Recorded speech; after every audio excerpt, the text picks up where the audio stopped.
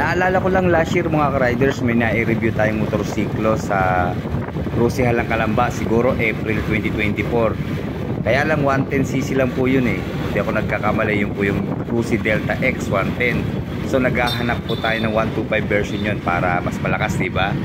So magka-try tayo dito po sa Rusi Nagkarlan Outlet. Baka meron nung motor na hinahanap ko. At alam naman natin, dito natin matatagpuan yung motor na mura na at maganda pa ang specs. Dito lang po yan sa Rusi Nagkarlan Outlet.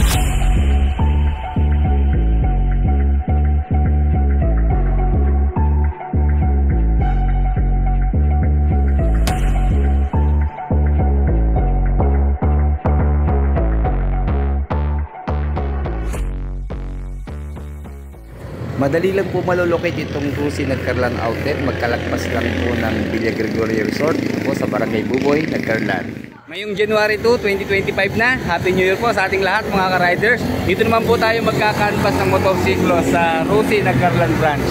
Kaya tamang-tama, doon po sa maraming napaskuhan itong nakaraang Pasko't Bagong Taon, mga nakaipon ng pambili ng motor. Okay, dito tayo sa Rusi, syempre sa murang presyo lang. Okay, dito po sa Rusi Nagkarlan, naka-display sa kanilang harap. Ito syempre kanilang ADX 150. Meron po ditong black and red. May isa pa po to yung kulay white eh. Pero siguro by order na lang, wala lang naka-display. Then syempre si RFI 175, yung po kanilang mga pan-tricycle na Rusi Macho 175cc. Then dito ho sa kabila, Rusi Macho pa rin na 125cc naman. And then dito ho sa kanan natin, syempre yung Rusi Sparkle 125 na FI na, yung mala-click ang pormahan. And then syempre si Rusi Flex 125 po yung coffee brown ang kulay at isang glossy black. And then sa likod marami pa pong stock na Rusi Sparkle 125. Nga pala ngayon po ay January 2, 2025. And then another Rusi Macho pan tricycle 175cc pa rin. And then dito sa kabila, nandito naman po yung Rusi Flex na green at saka yellow. Pareho po yung mga 125cc. And then available po dito sa taas mga Rusi Surf. Ayan, iba't ibang kulay, meron pong orange, black, blue at saka red. And then ito yung i-review natin ngayong araw. Nandun po sa kabila eh. Naayos na si Sir. Sir, salamat ha. Alam nyo mga riders, ngayong year 2025 na ha, ine-expect natin siyempre pataas ang presyo ng motorsiklo, pero dito sa Rusi hindi ko nababago ang presyo ng Delta X 125. Okay, ang cash price po yan, tingnan nyo, wala pang 50 mil, nasa 48,000 lang, tapos napakaliit lang po ng down payment, 2,000 lang ang kanilang hinihingi. And then sa installment po niya, kapag 3 years po, ayan, 2020, sa 24 months po or 2 years, 2,675. At sa 12 months naman po ay 4,655. And then meron po siyang rebate na 300 pesos kapag update po tayo magbayad. And then available din po siya sa no down payment. So parang naka-promo na rin po siya ngayon. So sa 36 months po, ayan, maliit lang ang diferensya. Almost 70 pesos lang. Ayan, 36 months po, 2,090. Sa 24 months naman po, 2,775. At sa isang taon po ay 4,840. Hindi lang sa presyo tayo panalo, sulit na rin po sa kanyang specifications kasi check nyo po yung kanyang lighting system. Ang headlight lang po ang naka-halogen bulb sa kanya, pero lahat po ng kanyang lighting system mula po dito sa kanyang turning signals ay LED na po ang ginamit. Then ito po yung running light ng turning signals, and then flexible po siya kaya kahit matanggi natin hindi siya basta-basta mababali. Okay, check po natin yung kanyang taillights ha. Okay, dito po sa kanyang mapormang taillights, mapapansin nyo, ang ganda ng kanyang shape, di ba? Patusok siya. Full LED po siya mula po sa stoplight, taillight at saka sa turning signals. Ito yung parang arrow yung kanyang turning signals. And then sa kanya naman pong front suspension na telescopic fork, makikita natin meron po siya nakabalot na rubber boot na design talaga para sa pang off-road and on-road. Yun lang ang kanya pong front tire. Ayan, sana ginawa na rin pang off-road ano po, pero pwede naman magpalit dito yung medyo maraming spike, di ba, para mas makapit sa kalsada, lalo na sa lubak-lubak or madudulas na mabuhangin na kalsada. Okay, meron po itong sukat na 2.50 by 17 and then tube type pa rin po siya.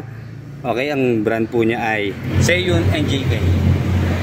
And then panalo rin po tayo pagdating sa kanyang mag wheels. Okay, makikita nyo naman parang spider type yung design ng kanyang mags. And then combine po siya ng matte black at saka naka-chrome na. Okay, aluminum po ang mags niya. Size 17 din po.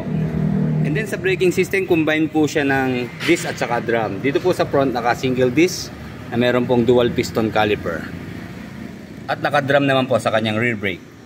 And then dual shock na po sa kanyang rear suspension. And then may sukat po na 2.75 by 17 ng kanyang rear tire. And then mahaba po yung kanyang stock na muffler. Naka-laser print na po dito sa kanyang body. Yung RUSI Euro 3 compliant. Kaya sigurado malinis po ang usok ito kung meron man po ibubaga itong usok. Ano? And then meron po siyang stainless na heat guard na metal po. And then 900 ml po ang kanyang engine oil capacity. Alloy po yung kanyang footrest. And then para sa mano-manong starting system, yung ating kickstart. And then stainless po yung kanyang brake pedal. And then syempre sa kanyang pong engine specs, 4-stroke, single cylinder, 2 valve, air-cooled po sa kanyang cooling system, carburetor type pa rin po ang kanyang fuel supply system. And then 125cc displacement. And then Euro 3 compliant naman po sa kanyang emission control.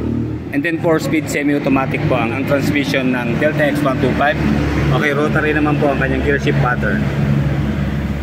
Okay, dito po sa Nagcarlan, meron po siyang tatlong available na kulay. Ito nga pong pure black. Meron din po siyang kulay na red combined sa black, white naman na combined din sa black. At saka blue na combined din sa black. Okay, pagdating po sa kanyang decals design, very attractive na rin. Pero nasa inyo na kung gusto nyo magpalit, pa-customize tayo. Marami naman nabibili sa through online o pwede tayo magpagawa. So, okay, dito sa side profile yan, naka-display yung kanyang brand na RUSI. And then, angas ng design nito. Para siyang robotic ang design, di ba? And dito po sa bandang likuran, yung kanyang model name po na Delta X125. Then, combined color po siya ng red, white, at saka black. And then sa kanya pong upuan, panalo rin, napakalambot po ng kanyang foam. And then makapal naman yung kanyang seat cover. Yung nga lang, one tone lang po siya, wala siyang masyadong tahi. Ito lang sa gitna. And then ito yung kanyang brand na RUSI. And then ang ganda rin ng tapas niya, di ba? Humuhulma sa ating kwitan. Okay, maliit lang po yung kanyang U-box dahil dito po nakalagay yung battery. Kaya meron siyang division dito. Ay, wala pong naka-install. Yan, makakapaglagay pa rin naman tayo dito ng mga gamit natin, kagaya ng kapote, basic tools, saka mga documents. Okay, maliit lang po ang tangke niya, nasa 3.5 liters lang po ang fuel tank capacity. And then sa fuel consumption, dahil ito po ay carburetor type, estimate lang po natin na nasa 35 to 40 kilometers per 1 liter. And then nasa 80 kilometers per hour naman po ang kanyang top speed. Ayun po dun sa manual, sa manufacturer's claim. And then sa maximum power po niya, meron po siyang 6 kilowatts at 7,500 RPM. At sa maximum torque naman po, 8 Newton meter at 5,500 RPM.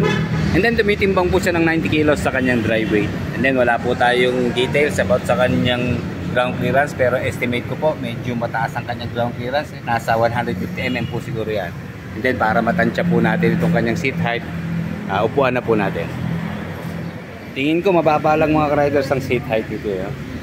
Lalo na pag nakapag side stand. Okay, yan.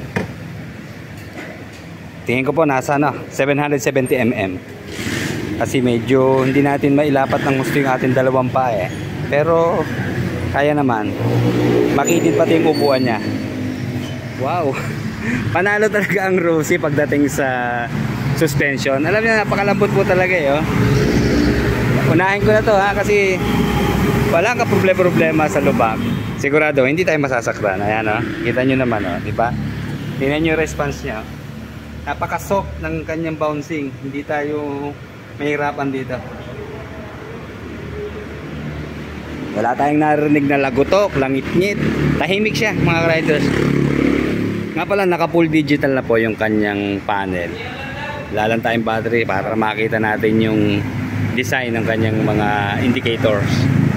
Pero para may idea tayo, total nakasulat naman dito nakalagay naman dito sa manual yung kanyang speedometer. Ayan. In kilometers po yung kanyang speedometer. Sa gitna. Pero full digital na. Then sa taas po yung kanyang RPM. And then yan, may gear position siya. Ito yung wala ho sa XRM eh. Meron sila oh. Ayan. Dito sa right side yung 0. Yan po yung kanyang gear position. And then siyempre yung kanyang trip meter. Andyan. And then yung kanyang gasoline indicator. Then dito sa baba, yung turning signal, siguro high beam, low beam signs. Then meron siyang brand ng Rusi. And then ayan, yung oil level indicator niya. Para in case na tayo ay kailangan na mag-change oil, malalaman na may indicator siya. Then dito lang tayo medyo mag-iingat kasi ang haba po ng kanyang manibela. Tapos meron pa siyang bar end, di ba? Kaya pag tayo po ay sisingit, dahan-dahan lang kasi pwede tayong makasabit ng side mirror o ng mga taong nakikisingit din, di ba? Okay, sa kanya po mga switches and button, dito po sa left side, ayan, meron pong switch yung headlight, switch off, and then high beam, low beam sign, and then turning signal sign, then switch off sa gitna, and then horn sa ilalim, at dito naman sa pinakailalim yung kanyang choke. Then dito po sa kabila, solo lang yung kanyang electric starter push button. Of course, yung kanya pong brake master. Check nga pala natin yung kanyang front brake na disc. Okay, ito, maganda ang kapit ah. Kita nyo yung shock niya oh, yung gulong oh. Very responsive siya oh. And then sa kanya pong rear brake, ayan, sa baba, ito maganda ang kapit. Para na rin siya naka-disc. Hindi katulad din ba malalim. Ito tamang-tama na po yung timpla niya, yung adjustment niya oh, makapit. Pero hindi siya biglang tukod na para ba tayo ay susubsob. Then ang ganda ng forma ng kanyang pairings, diba? Brusco, malapad. Alam niyo ba o hindi pa, branded o hindi lahat made in China na.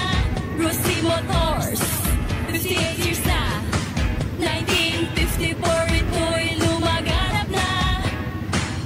Everyone else in the world see it, our services never ends. Bakit magtitis sa high price, branded, pwede namang mag-low price. Rusi sa Rusi Motors, presyon pang masapat. Rusi Ram Cycles, oo, you are protected. Kahit saan, kahit kailan, subok na yan. Luzon, Visayas, sa Mindanao, naganap yan. It's still kicking, running, increasing. Rusi Ram Cycles, oo, going strong, we're going strong, oo.